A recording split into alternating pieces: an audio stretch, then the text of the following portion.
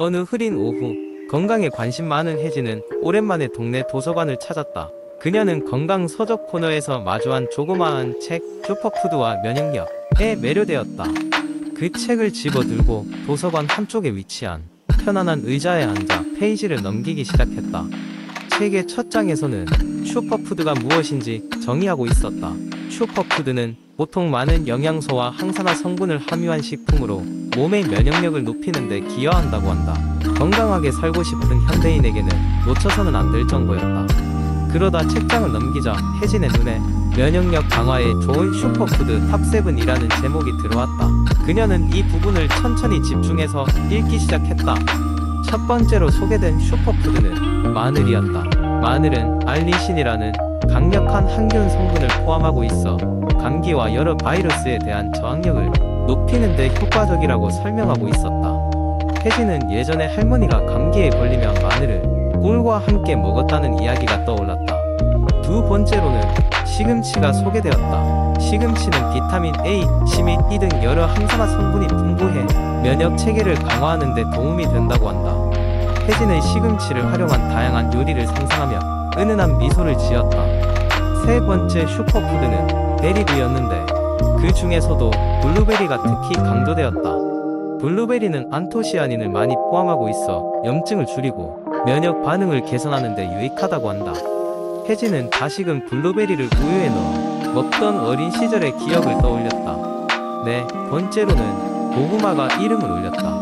고구마에는 베타카로틴이 다량 포함되어 있어 인체 내에서 비타민 A로 변환되며 이는 면역력 증가에 큰 기여를 한다고 써 있었다.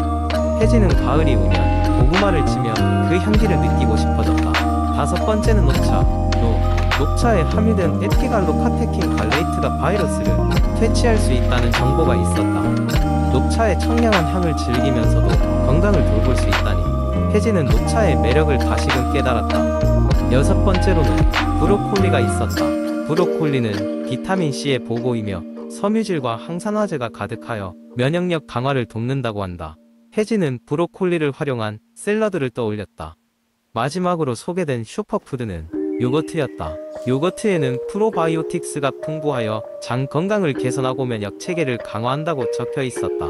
요거트를 좋아하는 혜진은 곧바로 슈퍼마켓에서 신선한 요거트를 사야겠다는 생각에 무척 들떴다.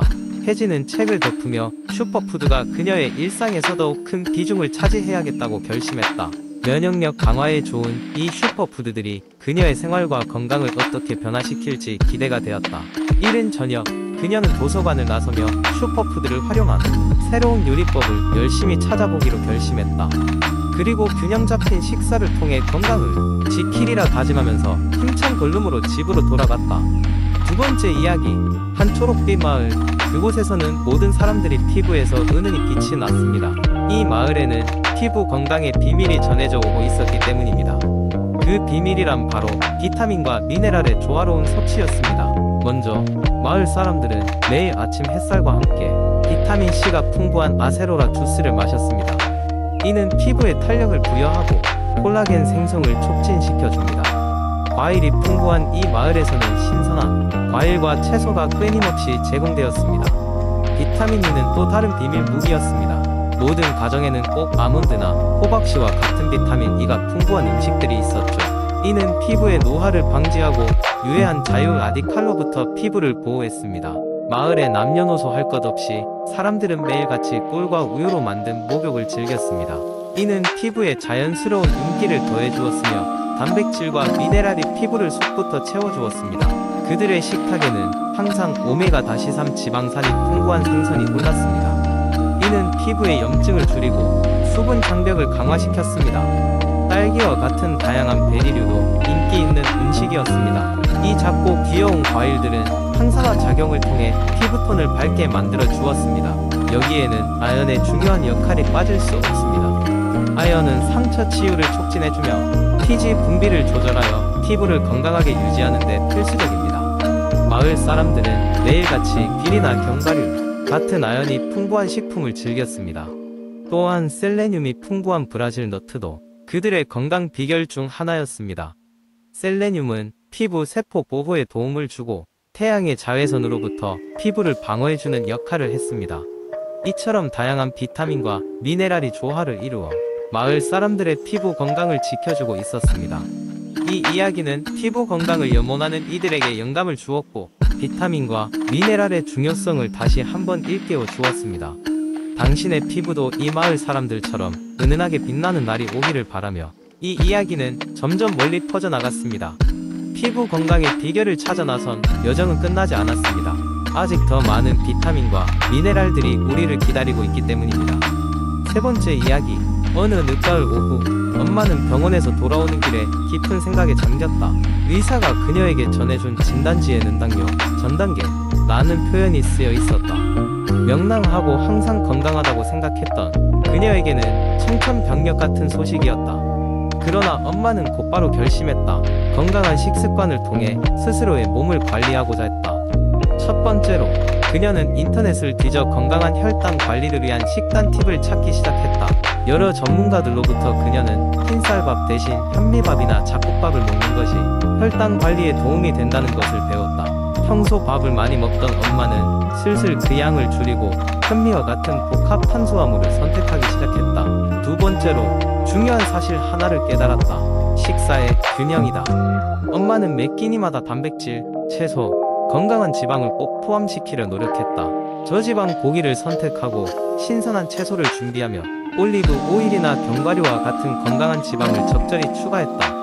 그녀는 이제 식사의 절반이 채소로 채워져야 한다는 원칙을 세웠다. 또한 엄마는 혈당 지수가 낮은 음식을 중심으로 식단을 구성했다. 그녀는 특히 당근, 브로콜리, 호박 같은 다양한 채소들을 즐겼다. 그리고 과일도 신중히 선택했다. 사과나 배처럼 혈당 지수가 낮은 과일을 주로 먹고 과도한 당분을 지닌 과일은 피했다. 셋째, 엄마는 하루 3번의 큰 식사 대신 5번의 작은 식사를 하기로 했다. 이렇게 하여 혈당이 급격히 오르지 않도록 했다. 아침에는 곡물로 만든 건강한 시리얼과 두부 스크램블로 시작하였다. 점심에는 신선한 샐러드와 닭가슴살을 곁들였고 저녁에는 야채 스프와 생선을 주로 요리했다. 그리고 오후와 저녁 사이에는 견과류나 요거트 같은 건강한 간식을 챙겼다. 네 번째로 엄마는 매일 물을 충분히 마셨다. 수분을 충분히 섭취하는 것이 혈당 관리에 큰 도움이 된다는 것을 알게 되었고 물병을 항상 가지고 다니며 수시로 마셨다. 그녀는 또한 커피나 차에 들어가는 설탕도 최소화하기로 했다.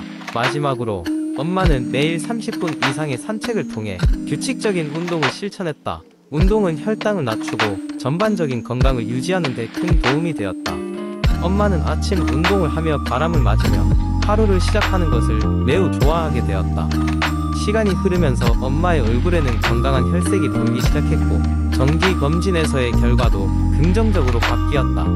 그녀는 한쪽 벽에 그동안의 혈당 수치를 적어놓고 그것이 점점 안정되고 있음을 보며 큰 동기부여를 받았다. 이처럼 엄마의 여정은 쉽지 않았지만 그녀는 철저한 식단 관리와 운동을 통해 건강한 혈당을 유지하게 되었고 이제는 그녀의 이야기가 지방 곳곳에 퍼져 다른 가족들에게도 귀감이 되었다. 마을 사람들은 그녀의 이야기를 듣고 스스로도 건강한 생활 방식을 도입하고자 했다. 엄마는 이제 건강한 삶을 위한 길을 개척했으며 그 결과는 그녀 자신뿐만 아니라 주변 사람들에게도 긍정적인 영향을 미쳤던 것이다. 네 번째 이야기. 한때 다이어트 음료라며 커피가 주목받은 적이 있었다. 그러나 커피가 정말로 다이어트에 긍정적인 영향을 미치는지 아니면 단지 오해에 불과한 것인지 많은 사람들이 궁금해했다. 이 궁금증을 둘러싼 다양한 연구와 경험담이 세월을 거치며 축적되었다. 먼저 커피가 체내에서 작용하는 방식에 대해 알아보자. 커피의 주요 성분인 카페인은 중추신경계에 자극을 주어 각성을 유도하고 일시적으로 신진대사를 촉진시키는 효과가 있다. 이러한 작용 덕분에 많은 사람들은 커피를 마시면 좀 더 활기차고 에너지가 넘친다고 느낀다. 또한 카페인은 지방 분해를 촉진하는 호르몬인 에피네프린의 분비를 증가시켜 체지방 분해를 도울 수 있다는 주장이 있다. 하지만 다이어트와 카페인의 관계를 자세히 들여다보면 단순히 커피만으로 체중을 감량할 수 있다는 주장은 성급함이 있음을 알 수 있다. 첫째, 모든 사람에게 같은 효과가 나타나는 것은 아니다. 개인의 체질, 카페인 민감도, 생활습관 등 다양한 요인들이 작용하기 때문이다. 예를 들어 어떤 사람은 커피를 마시면 식욕이 감소하는 반면 다른 사람은 오히려 식욕이 증가할 수도 있다. 둘째, 커피에 들어가는 첨가물과도 깊은 관계가 있다. 설탕, 크림, 시럽 등 다양한 첨가물들이 더해지면 커피는 단순한 음료가 아니라 상당한 칼로리를 가진 음식으로 변모한다. 이러한 요소들은 다이어트를 방해할 뿐 아니라 오히려 체중 증가를 불러일으킬 위험이 있다. 세 번째로는 카페인의 과다 섭취가 가져올 수 있는 건강상의 문제점이다.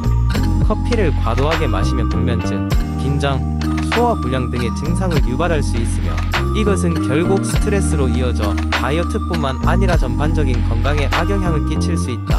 결론적으로 커피가 다이어트에 일부 도움이 될 수는 있지만 절대적인 해결책은 아니다.